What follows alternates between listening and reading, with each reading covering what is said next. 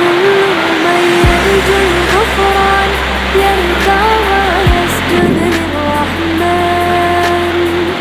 يفر من الشيطان، يفر